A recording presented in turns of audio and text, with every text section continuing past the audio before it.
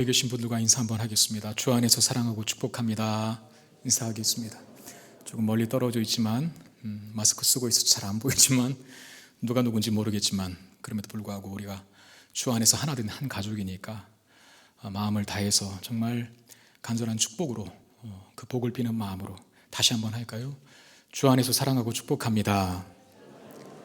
네, 아멘. 오늘 부활주일인데 지금 우리는 너무나 많은 것들을 그야말로 이게 참 유행이 되는 말 같아요. 이 말이 한 번도 경험해 보지 못한 부활주일을 우리가 지금 맞고 있습니다. 아까 장로님 기도하셨던 것처럼 물론 각각 우리가 다른 형태로 이 부활주일에 예배를 드리겠지만 그럼에도 불구하고 어디 있든지 어떤 마음으로 드리든지 어떤 곳에서 드리든지 그 마음과 자세를 분명히 하고 부활의 주님을 찬양하는 마음으로 드린다면 그 부활의 기쁨이 우리 가운데도 충만하게 임하게 될 줄로 믿습니다. 우리가 죽게 되면 여러분 아시는 대로 우리의 영혼은 천국에 갑니다. 그렇죠? 그리고 우리의 육체는 이 땅에 묻히게 됩니다. 화장을 해도 묻히는 건가요? 네, 묻히는 것입니다. 화장을 해도 주님 재림하시는 부활의 날에 부활하는데 아무런 지장이 없어요. 꼭 매장만 해야 되는 것은 아니죠. 그건 하나님의 신적인 영역이기 때문에 얼마든지 가능한 거거든요. 그러나 예수 그리스도의 재림 전에 육체의 죽음을 맛본 하나님의 백성들은 그 영혼이 천국에 가고 그 육체는 이 땅에 묻혀요. 그리스도가 다시 오시는 그 재림의 날에 하늘에 있던 우리의 영혼과 땅에 묻힌 우리의 육체가 결합합니다. 그래서 부활체를 이루게 됩니다. 여러분 지금 우리가 입고 있는 이 육체는 이 지구상에서 살도록 최적화되어 만들어진 몸입니다. 무슨 말씀인지 아시겠죠? 코가 있고 귀가 있고 손과 발이 있는 것은 이 지구라고 하는 환경 속에 하나님 만드신 이 지구라고 하는 환경 속에 살기에 가장 적합한 형태로 지어진 거예요. 부활체는 연속성과 불연속성도 있겠지만 하나님께서 다시 이루실 새하늘과 새 땅에 가장 적합한 형태로 만들어진 몸을 가지고 살게 될 거예요. 그걸 부활체라 이렇게 말하는 거거든요. 우리는 주일의 예배 때마다 사도신경을 고백합니다. 그 사도신경의 신앙 고백에서 몸이 다시 사는 것을 믿는다라고 그렇게 말하죠. 그 고백이 뜻하는 게 뭡니까? 우리는 몸이 다시 사는, 다시 말하면 부활신앙을 믿고 있다는 것이죠.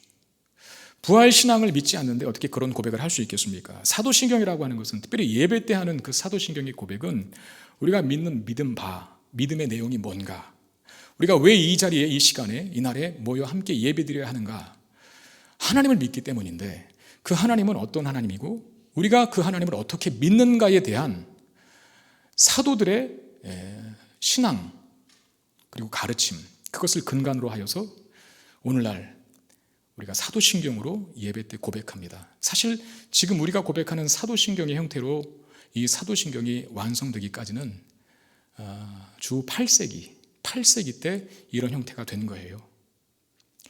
그 사도신경의 고백 속에 우리가 믿는 믿음의 내용, 그것이 담겨 있고 그 중에 하나는 부활신앙이라는 거예요. 몸이 다시 사는 것을 믿습니다 라고 아까 우리가 사도신경 할 때도 고백했죠. 근데 우리가 부활신앙을 가지고 있다는 증거가 다만 사도신경을 고백할 때뿐이라고 한다면 그거는 정말 부족한 면이 있는 것입니다. 저에게는 올해 고이가 된 큰딸이 하나 있는데 그녀의 최고의 장점은 긍정 마인드가 충만하다는 거예요. 뭘 시키면 얘는 거의 노가 없어요. 다 예스 이렇게 대답하거든요. 뭘 시키면 네 알겠습니다. 네 알았어 잘 말해요. 공부해라. 네. 방 좀 치워라. 네. 동생 좀 잘 돌봐라. 싸우지 말고. 네. 대답 기가 막히게 잘합니다. 그런데 정말 긍정 마인드가 충만한 것, 노가 없이 예스가 충만한 것이 저희 큰딸이 가진 큰 장점이라고 한다면 또 그녀가 가진 가장 큰 단점이 하나 있어요. 그게 뭐냐면 대답은 잘하는데 거의 모든 행동을 행동에 옮기지 않는다는 거.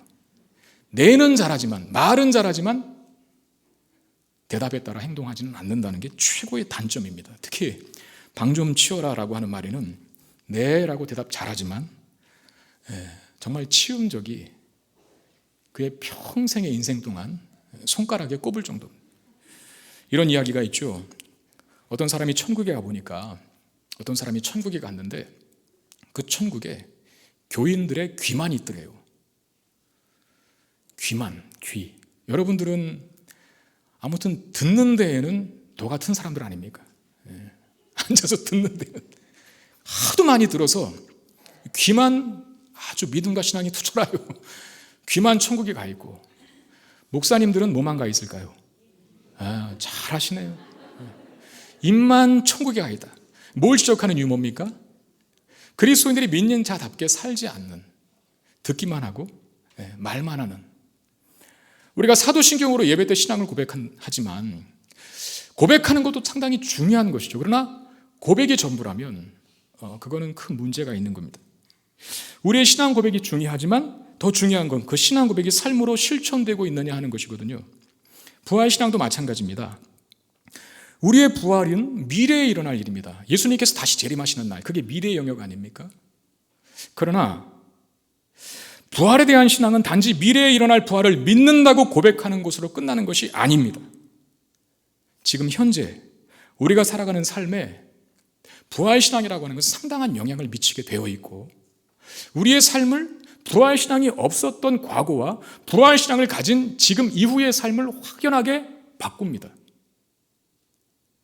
우리가 정말 부활신앙을 정말 믿고 있다면 부활신앙이라고 하는 그 믿음 때문에 우리의 삶은 부활신앙이 없는 사람들과는 확연히 다르게 되죠.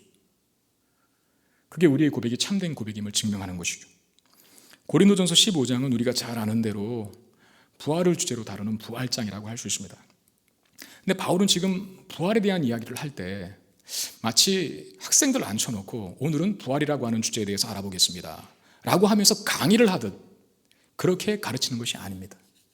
어떤 학생이 논문을 잘 준비해서 동료들 앞에 세워놓고 그 논문을 발표하듯이 부활이라고 하는 주제를 이야기하는 게 아니에요. 고린도 전서입니다.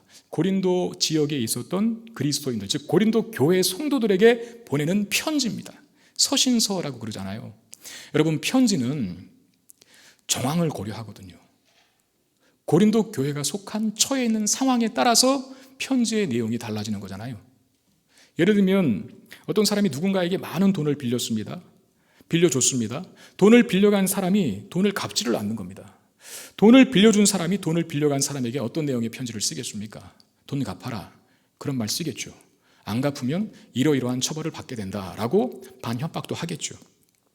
그 내용을 보면 이 두 사람과의 사이에 어떤 상황이 전제되어 있는지를 예측할 수 있어요. 채권자와 채무자의 상황, 그게 전제되어 있는 것이죠. 너무나 사랑하는 연인에게 남자가 편지를 씁니다. 보고 싶다, 정말 함께하고 싶다. 그러면 그 편지의 내용을 통해서 알 수 있는 것은 사랑해서 같이 있어야 하는데, 함께 있어야 하는데 사랑은 하고 있지만 함께 있지 못하고 무언가의 사정 때문에 떨어져 있을 수밖에 없는 그런 상황, 그 상황이 전제되어 있다는 것을 예측할 수 있죠. 편지라는 것이 그런 것입니다. 바울이 부활이라고 하는 주제를 고린도 교회 성도들에게 이야기할 때 강의하는 게 아니에요. 고린도 교회가 처한 어떤 상황, 어떤 정황 때문에 이 부활에 관한 주제를 끄집어낼 수밖에 없었던 것이죠. 고린도 교회가 갖고 있었던 그 정황은 뭡니까? 여러분 아시는 대로 고린도 교회는 참 문제가 많았던 교회입니다. 나열하기 힘들 정도로 소송 문제, 음행 문제, 우상의 음식을 먹는 문제, 세상 법정에 가는 재판 문제, 굉장히 많은 문제를 안고 있었어요.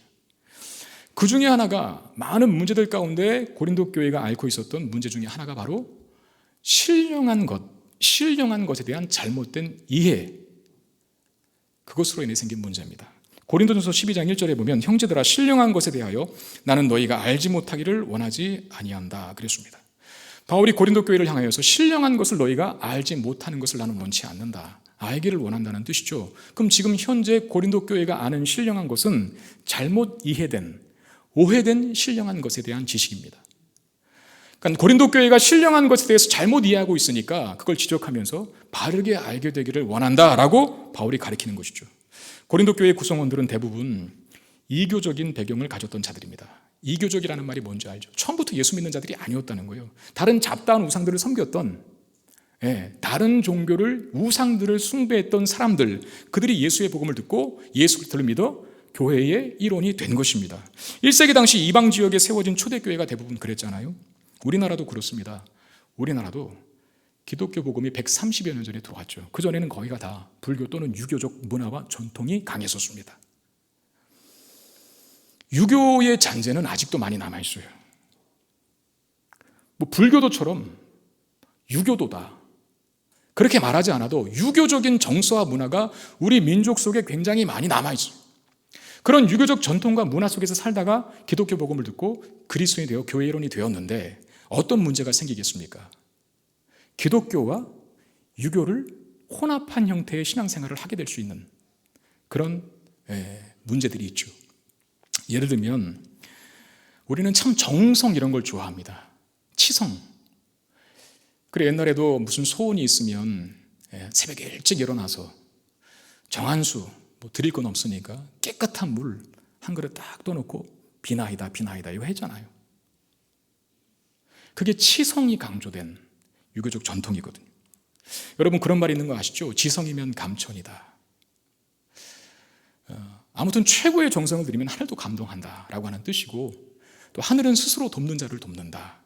네가 열심히 하면 그때 도와주실 거야. 이런 말들. 근데 여러분 그런 말들이 우리 기독교 정신과는 성경적 가치와는 굉장히 상반된다는 것을 아셔야 돼요. 기독교는요, 은혜의 종교입니다. 하늘에서 내려오는 거예요. 그렇잖아요. 예수께서 오셨죠.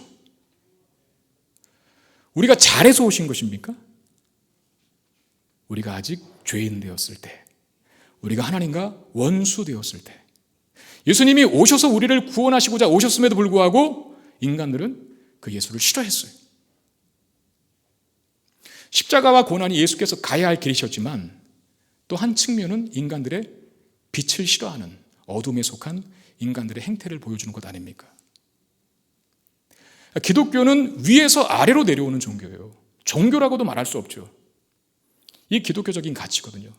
이거를 포함하여 모든 세상의 인간들이 만든 종교는 다 아래에서 위로 올라가려는 시도입니다. 내가 얼마나 열심히 하느냐에 따라서 뭔가를 받을 수 있다라고 하는, 지성이면 감천이다, 하늘은 스스로 돕는 자를 돕는다라고 하는 말들이 다 그 의미입니다.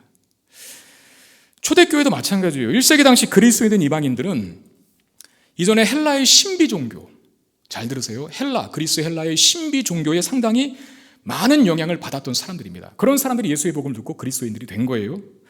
근데 그리스도인이 되었다고 해서 그들의 어떤 정통과 문화적 잔재가 단번에 없어지는 건 아니지 않습니까? 그리스도인이 되었어도 여전히 헬라의 신비 종교에 대한 문화적 잔재가 남아있어서 신령한 것에 대한 이해를 어떤 황홀경이나 아니면 무아지경에 빠지는 이런 신비적이고 기적적이고 그야말로 드라마틱한 어떤 것들로만 생각하고 이해했어요. 그들은 그리스도인 된 이후에도 성령의 역사를 다만 신비하고 초월적인 방식으로만 이해하려고 했습니다. 그러니까 얼마나 신비한 체험을 네가 많이 했니? 거기에 따라서 가장 신령한 자로 부각되는 기준을 삼았던 것이죠. 우리나라가 8, 90년대만 해도, 1980년대, 90년대만 해도 한국교회 성도들이 기도할 때 방언 기도를 참 많이 하셨었습니다. 방언 기도. 방언 못하면 그리스도인도 아니었죠. 어떤 교회는 서리집사를 세우는 기준 중에 하나가 방언을 받았느냐 못 받았느냐. 방언 받았으면 서리집사, 그렇지 않으면 탈락, 이것이었습니다. 심지어 방언이 구원을 받은 사람인지 아닌지를 구분하는 기준이 되기도 했어요. 내가 구원받는 걸 어떻게 알지? 너 방언할 줄 아니? 네, 그럼 구원받은 거야. 방언할 줄 아니? 아니요? 그럼 아직 구원받은 거 아니야. 그러면서 방언 받도록 하기 위한 운동들이 얼마나 많이 여기저기 벌어졌습니까? 심지어는 방언을 받게 해준다는 기도원 비슷한 것도 생겼어요. 방언을 훈련해서 받습니다. 그게 진짜 방언인지 참 방언인지 모르겠지만 많은 사람들이 방언을 받는데 열을 올렸어요. 소원이 뭐냐, 기도 제목이 뭐냐, 방언 받게 해주세요. 이것이 기도 제목 1순위인 사람 참 많았었거든요. 그래서 많은 사람들이 방언 기도를 했는데 그중에 뭐 진짜 방언도 있고 가짜 방언도 있겠죠. 근데 그만큼 많은 사람이 하니까 또 문제가 되는 것이 뭐냐면 희소성이 떨어지게 된 것입니다. 가치가 없어졌어요. 너도 나도 다 하니까. 그러자 더 신비한 체험을 추구하기 시작했는데, 넌 방언밖에 못하지? 난 예언도 한다. 아 그래? 난 방언 통역도 해. 뭐 이렇게 나오는 거죠. 난 그냥 방언이 아니라 영어 방언, 중국어 방언, 일본어 방언 3개 국어를 구사해. 제가 물론 지금 이야기하는 속에서는 과장된 표현도 있지만 어쨌든 누가 더 신비한 은사를 받았느냐에 따라서 서열이 생겼던 그런 시대가 있었다는 거예요. 아주 오래전 이야기인데요. 섬겼던 교회 본인들이 인정하지는 않지만 주변 사람들이 볼 때 정말 서로가 경쟁 상대라고 볼만할 진짜 라이벌 관계에 있는 두 안수 집사님들, 남자 성도님들 계셨었습니다. 근데 한쪽의 집사님이 더 보니까 분위기를 보니까 사람들에게 성도들에게 더 많이 인정을 받게 되는 것 같아요. 좀 떨어지는 그 집사님이 하루는 대표 기도를 하시는데 예배 시간에 열정적으로 기도하시는 겁니다. 그분은 늘 기억해 보면 열정적이셨어요. 특별히 기도할 때. 보통은 우리가 저도 설교를 하지만 처음부터 막 톤을 높이지는 않거든요. 뭔가 이렇게 고조되면서 클라이막스로 가면서 이렇게 강력하게 또 선포하고 주장하는 외침들이 있잖아요. 노래도 마찬가지는 처음부터 소리 지르는 노래가 어디 있습니까? 처음에는 살살 가다가 막 높아지다가 그러는 거잖아요. 보통 우리가 기도할 때에도 그렇게 이제 톤이 높아지는 그 지점이 있는데, 근데 그 집사님은 아무튼 처음부터 끝까지 계속 가장 최고의 톤으로 기도를 하셨던 분이에요. 하나님 아버지 감사합니다라고 시작할 때부터 이미 최고의 톤이에요. 그리고 마이크를 입에 바싹 대고 그렇게 기도하시는 바람에 그때 당시에 무슨 지금 마이크처럼 그렇게 성능이 좋았던 것도 아니고 거의 메가폰 수준이었는데 그 입에 가까이 대고 말하면 듣는 사람 입장에서는 발음이 잘 안 들려요. 뭐라고 말하는지를 잘 모르겠어요. 근데 하루는 그분이 예배 시간에 대표 기도를 하는데 지금 김필호 장로님이 아까 하셨던 그 형태로 대표 기도를 하는데 방언으로 기도를 해요. 여러분 어떻게 생각하세요? 네. 방언으로 했다가 한국말로 했다가 막 섞여서 왔다 갔다 하시는 겁니다. 그때 당시 저는 그렇게 믿음이 좋은 시절이 아니었기 때문에 그것이 마냥 신기해 보였어요. 그리고 제 딴에 야, 저분은 정말 하나님하고 직통하시는 분인가 보다. 하나님과 다이렉트로 직통하시는 분인가 싶을 정도로 그 순간은 위대해 보이더라고요. 근데 지금 와서 생각해 보면 결국은 자신을 더 신령한 사람으로 보이기 위한 것 아니었을까 하는 생각을 해보게 됩니다. 나보다 더 인기 많은 어떤 집사를 따라잡기 위해서 취한 하나의 수단이 아닐까. 충분히 그럴 수 있는 상황이었거든요. 고린도 교회가 바로 이런 문제를 안고 있었습니다. 그들은 더 능력 있고 더 극적이며 더 신비하게 보이는 것, 그걸 신령한 것이라 그렇게 이해했어요. 여러분 신령한 것이 뭡니까? 우리가 성경에 신령한이라고 하는 단어들이 많이 등장하는데 신령한이라고 하는 말이 나오면 영적인으로 바꾸시면 됩니다. 빨리. 거룩함이라고 하면 구별됨 그렇게 바꿔 이해하는 것처럼 신령함 사실 어감이 그렇게 확 와닿지는 않거든요. 영적인, 영어로 보면 스피리추얼이라고 되어 있어요. 헬라어로는 푸뉴마티코스라고 되어 있는데 성령을 언급할 때 헬라어로 푸뉴마입니다. 그러니까 인간의 어떤 육체의 힘으로 만들어낼 수 있는 상태나 결과가 아니라 성령의 강력한 역사가 동원되어야 만들어지는 어떤 결과나 상태, 그걸 우리는 영적인 것이라고 얘기하는 겁니다. 그리고 신령한 것도 그런 긍정적인 의미에서 쓰이는 단어죠. 근데 고린도 교회가 이해했던 신령한이라고 하는 단어의 의미는 무조건 신비한 거, 무조건 기적적인 거, 무조건 센 거, 무조건 쇼킹한 거, 그런 걸 신령한 것으로 이해했어요. 고린도전서 12장에는 은사에 관한 바울의 설명이 있는데 그래서 은사장이라 그렇게 부르기도 하지 않습니까? 은사에 관한 설명 속에 바울이 이런 지적이 있습니다. 12장 4절 7절 은사는 여러 가지나 성령은 같고 지금은 여러 가지나 주는 같으며 또 사역은 여러 가지나 모든 것을 모든 사람 가운데서 이루시는 하나님은 같으니 각 사람에게 성령을 나타내심은 유익하게 하려 하심이라 그랬습니다. 은사를 몸의 지체와 같은 것이라 그렇게 설명을 합니다. 그럼 무슨 뜻일까요? 뭘 말하기 위해서 은사를 몸의 지체로 비유했을까요? 여러분 우리가 한 몸을 이루고 있는데 이 몸에 각각 우리에게 붙어있는 이 지체들이 쓸모없는 것이 있습니까? 없죠.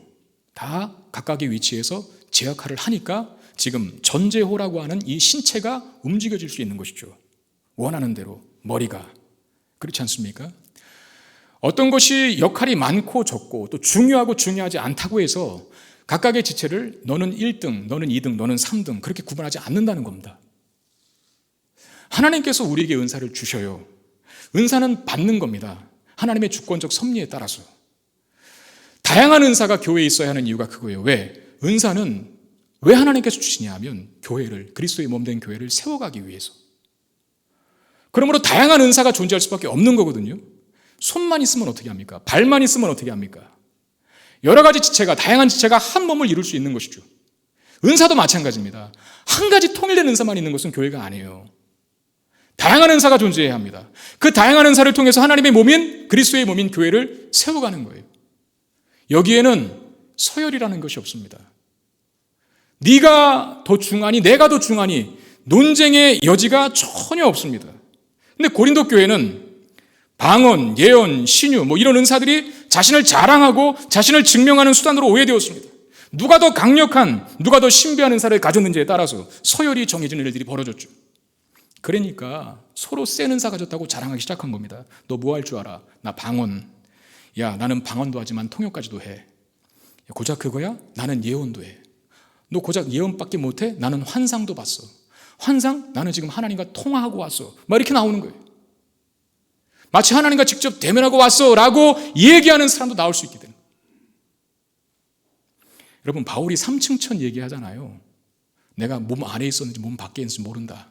그 말을 왜 했을까요?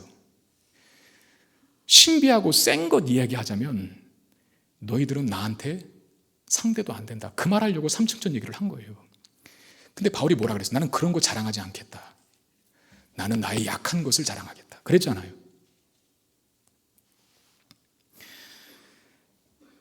바울에 대한 고린도 교회의 이해, 여러분 어떤 것이었을까요? 바울의 사도권을 가장 많이 의심한 교회가 고린도 교회였습니다. 바울은 사실 처음부터 예수님께 부름받은 어떤 예수님의 12제자에 속한 사람은 아니었잖아요. 그 12제자들이 사도권을 부여받는 것인데 바울은 그야말로 그리스도인들을 박해하고 방해했다가 다메섹 도상에서 회심하고 그리스도인이 된 사람 아닙니까? 그러다 보니까 바울이 정말 사도가 맞는가? 왜냐하면 과거에는 원수였거든요. 교회의 적이었거든요. 그런 자가 복음을 전하는 자로 바뀌었으니까 그걸 못 믿을 만도 하겠죠. 근데 그 중에 가장 많이 바울의 사도권을 의심한 교회가 고린도 교회였는데 왜 그랬냐? 오늘 본문을 이해한다면 금방 예측할 수 있습니다. 바울은 외모로 볼 때에는 그렇게 신령해 보이지 않았거든요. 외모도 별로고 특별히 네가 글은 잘 쓰지만 말은 참 어눌하다. 고린도 후서에 그 말이 있어요. 하나님이 보내신 사도가 맞다면 말도 유창하게 해야 되는데 왜 이렇게 설교를 못하니? 이렇게 나온 거죠. 그리고 바울의 일생을 보면 늘 복음 전하다가 고난당하는 것밖에 없으니까 고린도 교회의 성도들이 봤을 때 신령한 것을 신비하고 기적적이고 능력있고 초월적으로 이해하고 있는 고린도 교회의 성도들이 봤을 때 바울의 모습은 신령함과는 거리가 멀었던 겁니다. 그래서 그의 사도권을 의심했던 것이죠. 근데 바울은 신령한 것이란 그런 것이 아니라고 말합니다. 그럼 바울이 말하는 신령한 것이 뭐겠습니까? 고난과 핍박 속에서도 은혜의 복음을 증언하고 그리스도인답게 살아가는 신자된 책임을 다하는 것, 이게 신령한 것이라는 거예요. 그걸 말하고자 지금 부활을 설명하는 것인데 30절 32절 또 어찌하여 우리가 언제나 위험을 무릅쓰리요 형제들아 내가 그리스도 예수 우리 주 안에서 가진 바 너희에 대한 나의 자랑을 두고 단언하노니 나는 날마다 죽노라. 내가 사람의 방법대로 에베소에서 맹수로 더불어 싸웠다면 내게 무슨 유익이 있으리요. 죽은 자가 다시 살아나지 못한다면 내일 죽을 터이니 먹고 마시자 하리라. 자, 바울은 언제나 위험을 무릅쓴대요. 무엇 때문에? 복음 전하는 것 때문에. 바울은 날마다 죽는데요. 그 날마다 죽는다는 표현이 뭡니까? 바울의 상황과 삶의 현실이 늘 죽음과 같은 그런 고난과 환난과 핍박의 연속이다. 그런 말이거든요. 그러니까 바울이 경험하고 있는 그 어렵고 힘든 날마다 죽는 것 같은 그 상황은 단 하나의 이유 때문에 그걸 경험하게 되는 겁니다. 무슨 이유? 바울이 복음을 전했기 때문에 당하는 겁니다. 그리고 바울이 그리스도인답게 살고자 했기 때문에 당하는 어려움인 거예요. 만약에 바울이 그리스도인다운 삶을 포기하고 복음 전하는 일을 하지 않으면 당하지 않을 고난입니다. 그런데 그는 자처해서 자진해서 복음 전하는 자로 들어가 고난과 핍박과 환난을 당합니다. 중요한 건 그런 고난과 핍박 속에 자신이 있으면서도 불구하고 뭐 힘들다, 어렵다, 괴롭다, 떨린다 이런 말을 전혀 하지 않는다는 거예요. 오히려 자랑한다 이렇게 말해요. 여러분 거기 나는 날마다 죽노라 그 앞에 뭐라고 합니까? 나의 자랑을 두고 단언하노니 나는 날마다 죽노라. 어렵고 힘든 상황이 자랑이래요. 왜? 어렵고 힘든 상황 속에서도 그리스도인다운 삶을 중단하지 아니하고 복음을 전하는 삶을 포기하지 않는 자신의 모습을 보면서 이게 그리스도인들이 내놓아야 할 그야말로 신령함이지. 뭐 뚝딱 방언받고 뚝딱 예언하고 뚝딱 누구 살리고 물이 갈라지고 불이 떨어지고 이게 신령함이 아니라 라고 말하는 겁니다. 우리는 언제나 위협을 무릅쓸 수 있다. 날마다 죽는 환난에 가까운 환경이 도리어 우리의 자랑이 된다. 바울이 그렇게 말하고 있는 거거든요. 무엇 때문에? 바울은 부활을 믿고 있기 때문에. 뭘 믿는다고요? 부활을 믿고 있기 때문에 이렇게 말할 수 있는 것입니다. 결국 부활신앙을 가진 그리스도인들의 다른 삶은 뭡니까? 우리가 부활을 믿는다라고 고백했어요. 죽어도 사는 것을 믿는다고 고백했어요. 부활신앙이 우리 가운데 있습니다. 그러면 부활신앙을 가진 저와 여러분들의 삶은 어떤 모습으로 내가 가진 신앙과 그 신앙의 고백을 증명해야만 합니까? 방언하는 것으로요? 예언하는 것으로요? 병 고치는 것으로요? 아니요. 환난과 핍박이 있어도 그리스도인답게 사는 삶을 중단하지 아니하고 믿음과 신앙의 길을 끝까지 걸어가고 복음을 증언하는 삶을 사는 자로 살아갈 때 우리가 믿고 고백하는 부활신앙이 참된 것임을 증명하게 되는 거예요. 고린도 교회는 얼마나 신비한가, 얼마나 기적적인가, 얼마나 마술같이 보이는가, 얼마나 초자연적인 일들을 많이 하는가. 여기에 신령함의 기준을 두었지만 바울의 말은 전혀 달랐던 것입니다. 이 땅에서의 삶에만 몰두해 있지 않고 약속된 영원한 삶을 기대하며 그 나라에서의 삶을 준비하는 자로 이 땅을 살아가는 자, 저 천국 영원한 영생의 삶을 기대하고 소망하는 자로 지금 우리의 현실을 믿음으로 그리스도인답게 살아가는 자가 진정 신령한 자요 부활신앙을 가진 자라, 그렇게 말하고 있는 것이죠. 여러분 오늘은 부활주일입니다. 지금 우리의 상황과 현실에서 부활을 가진 우리들이 살아내야 할 신령한 삶이란 무엇일까? 우리 이것을 한번 고민해 보기를 원합니다. 코로나 바이러스 때문에 우리의 삶이 참 어렵죠. 뭐 우리나라뿐만 아니라 전 세계가 지금 신음하고 있고 고통스러워하고 있습니다. 여러분 우리가 다 경험해 봐서 알지만 어려움이 우리 인생 속에 찾아올 때 우리는 본능적으로 움츠러들게 돼 있어요. 그렇지 않아요? 그리고 사나워지게 됩니다. 약육강식이라고 하는 동물적인 본능이 인간 안에도 드러나는데 그게 우리가 어려움에 처했을 때예요. 왜 약육강식이라고 하는 동물적 본능이 인간 안에 다시 살아나게 될까요? 어려움이라고 하는 것이 가져다준 모자람, 부족함, 그것 때문에 우리가 변하는 겁니다. 여러분들도 뉴스를 봐셔서 아시겠지만 그 마스크가 지금 정말 필요한 시기 아닙니까?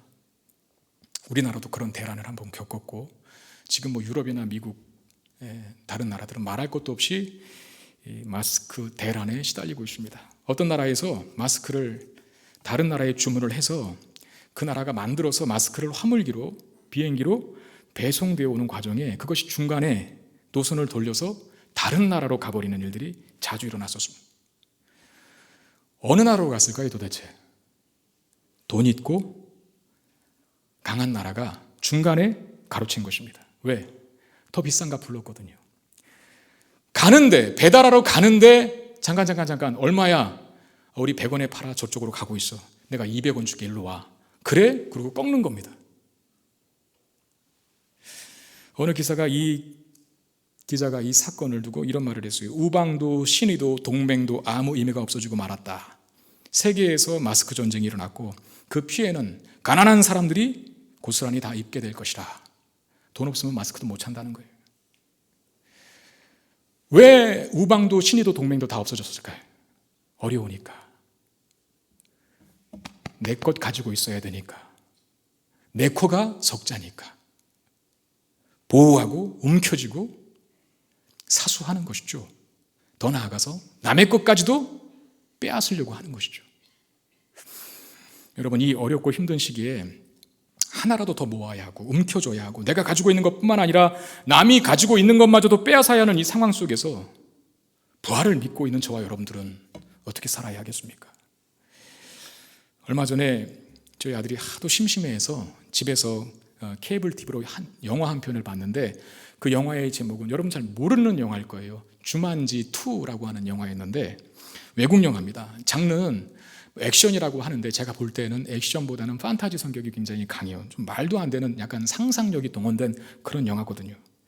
5명의 젊은 친구가 있었는데 한 친구가 주만지라고 하는 비디오 게임, 그러니까 이렇게 비디오 게임 하면 저 화면에서 이렇게 비디오 게임 화면이 보이는 거 있지 않습니까? 그런 게임을 하는데 그 게임 속으로 빨려 들어가 버린 거예요. 나머지 4명의 친구가 그 친구를, 게임 세상 속으로 빨려 들어간 그 친구를 구하기 위해서 역시 비디오 게임 화면으로 들어갑니다. 그러면서 그 친구들이 게임 세상으로 들어가게 되는데 그 게임 세상은요, 그야말로 위험천만한 것들로 가득 차 있어요. 게임 세계니까 뭐 공룡도 나타나고 괴물도 나타나고 위험한 함정도 도사리고 있고 막 그러지 않습니까? 근데 이 게임 화면 속으로 빨려 들어간 그 주인공들이 각각 게임 캐릭터로 바뀌는 거예요. 그러니까 자기가 아니라 게임 안에 있는 게임 캐릭터들로 바뀌는 거예요. 어떤 사람은 큰 힘을 가진 사람으로 변화되는 겁니다. 그래서 뭐 괴물이고 공룡이 와도 주먹 한 방이면 물리칠 수 있는 그런 게임 캐릭터로 바뀌고, 어떤 사람은 무술을 잘하는 여성으로 바뀌고, 어떤 사람은 동물의, 기괴한 동물들의 해박한 지식을 가진 박사로 나와서 공격하려고 하는 동물을 딱 보자마자 무슨 데이터가 딱 떨어져서 이럴 때는 피하는 게 좋다, 이럴 때는 어떻게 도망가야 한다라고 하는 대안을 딱딱딱 제시해 주는 거예요. 그러니까 특출난 재능들이 다 있어요. 여러분들도 어렸을 적에 전자오락 보셔서 아시겠지만 그 게임 캐릭터들의 생명은 몇 개입니까? 오락실 한 번도 안 가보셨어요? 저는 어렸을 적에 갤러그 많이 했거든요. 갤러그, 뭐 또 엑스리온, 그리고 아실 거예요. 너구리 같은 거 있잖아요. 하다가 한 명 죽었어요. 그럼 끝납니까? 또 나타나잖아요. 내가 조종할 수 있는 캐릭터가. 그게 몇 번이냐 말이요. 3번. 보통은 3번입니다. 이 게임 속으로 빨려간 주인공들의 생명도 마찬가지예요. 2번은 죽을 수 있어요. 죽어도 돼요. 근데 3번째 죽으면 세상으로 못 나와요. 근데 여러분, 목숨이 3개니까 그 친구를 구하기 위해서 어렵고 힘들고 위험한 일들을 자처하면서 친구를 위해서 용기를 내더라고요. 제가 그 모습을 보면서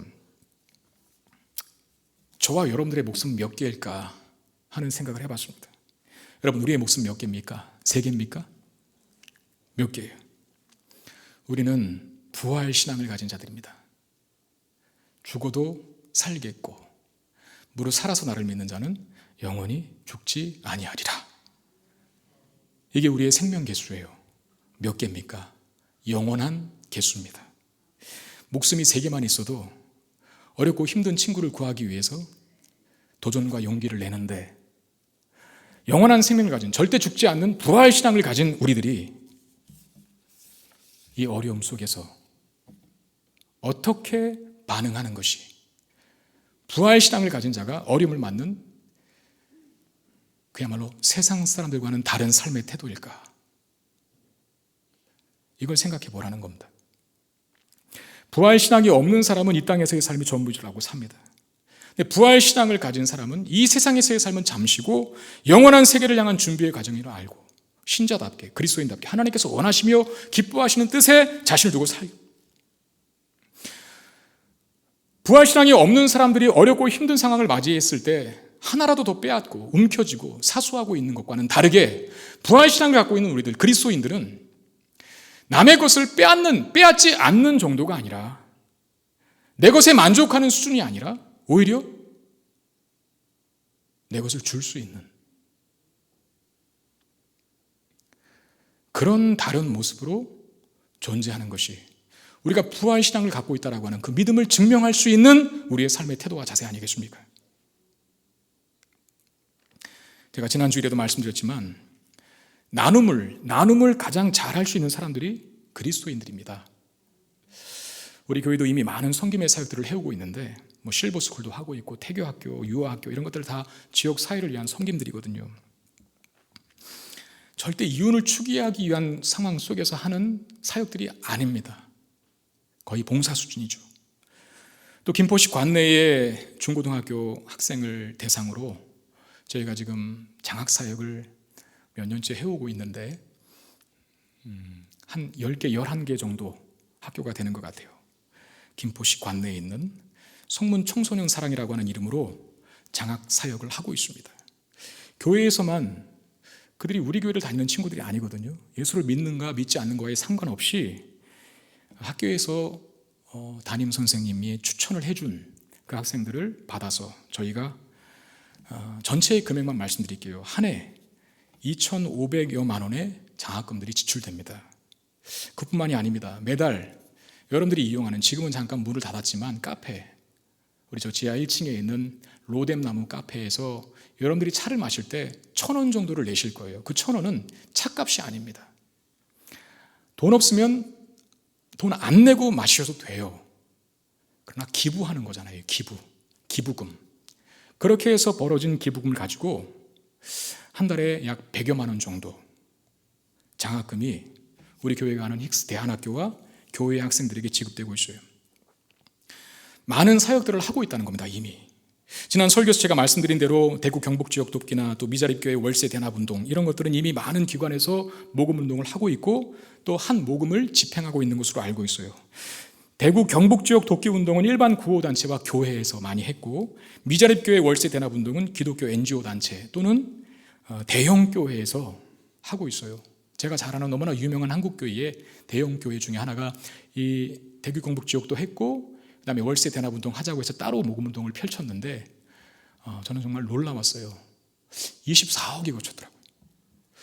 그리고 한 주 더 지난 다음에 예상하기로 집행할 시기쯤에 한 30억 예상하고 있다, 그런 발표를 했는데 참 그리스도인들이 살아있구나 하는 생각을 하게 됐습니다.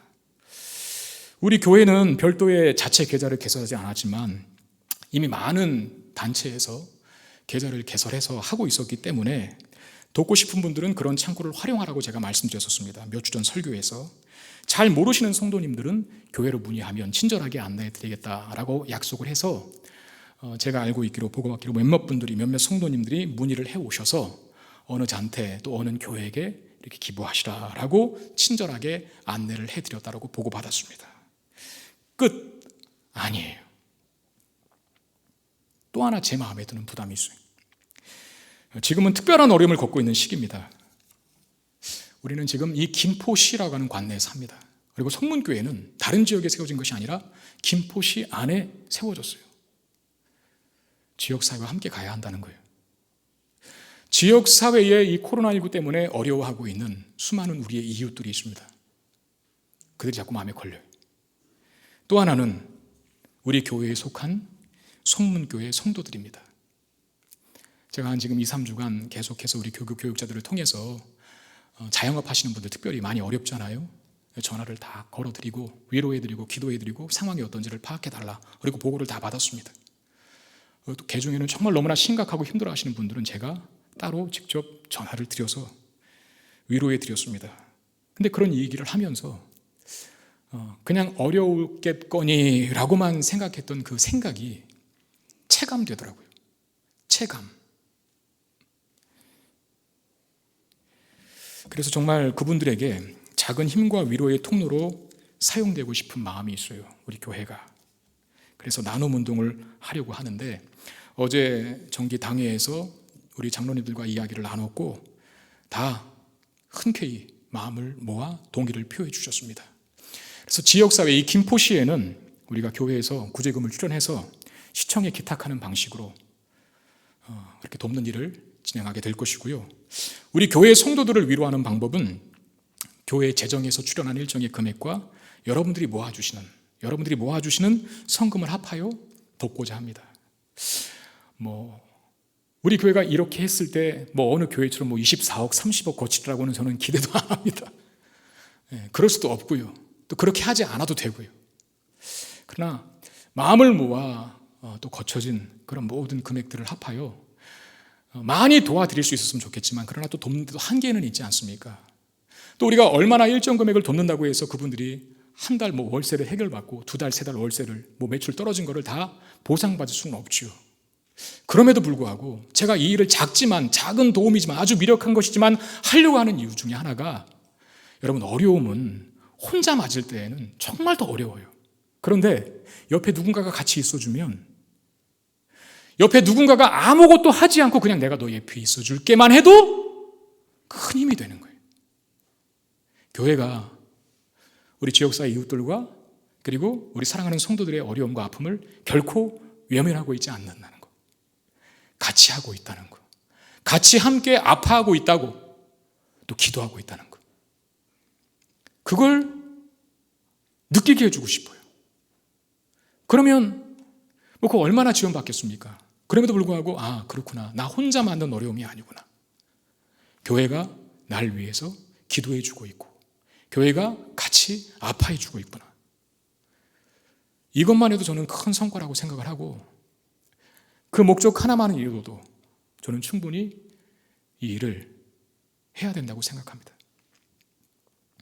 이 어려운 시기를 사는 부활신앙을 가진 우리들의 신령한 모습, 이거 아니겠습니까? 신령한 게 뭐겠어요? 신비한 일만 많이 하는 게 신령한 겁니까? 고린도 교회 성도들이 이해하는 것처럼? 아니요. 이 어려움 시기 속에서 부활신앙이 없는, 신령하지 않은 사람들은 자기 것을 사수하고 움츠려 들고 지키려고 하고 심지어 빼앗아 버립니다. 부활신앙을 가진 신령한 우리들은 다르게 살아야 하잖아. 다르게.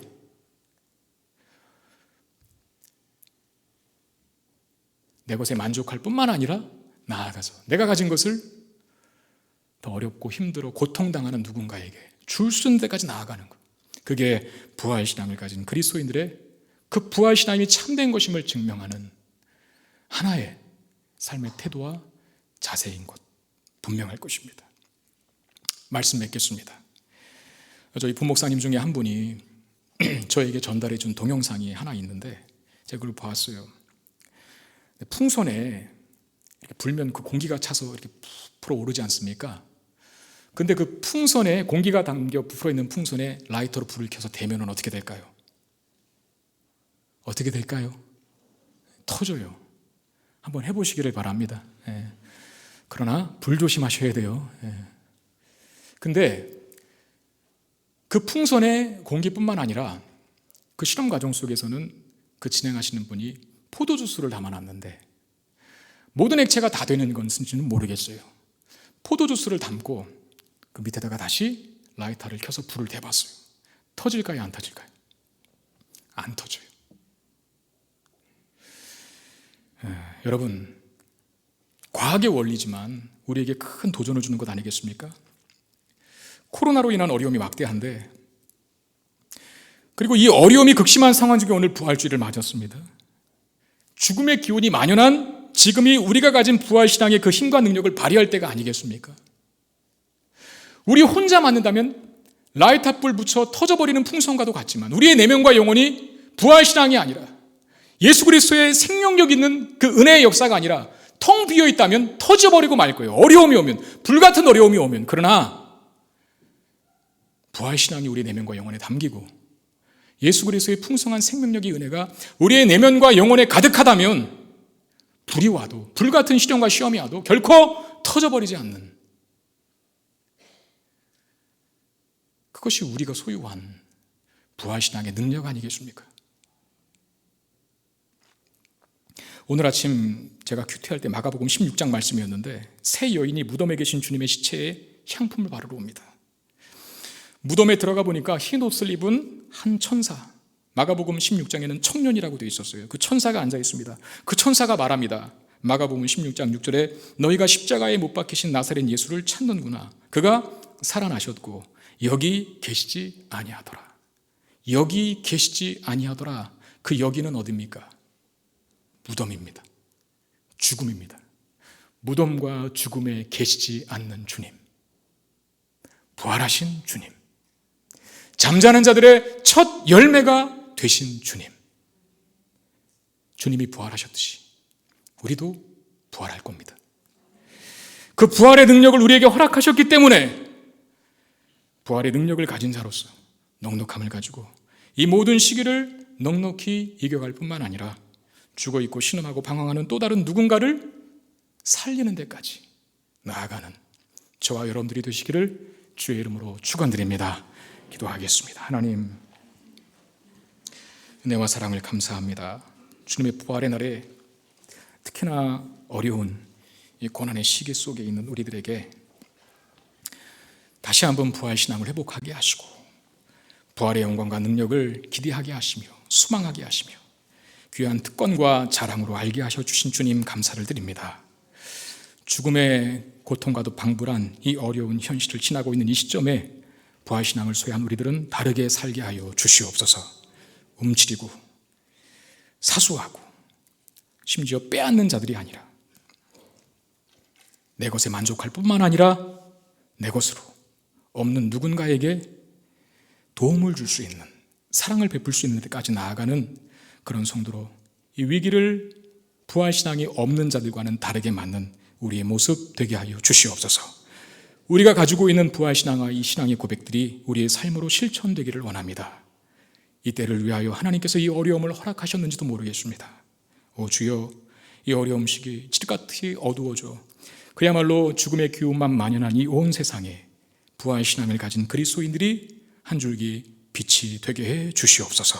우리 주 예수 그리스도 이름으로 간절히 기도드리옵나이다. 아멘.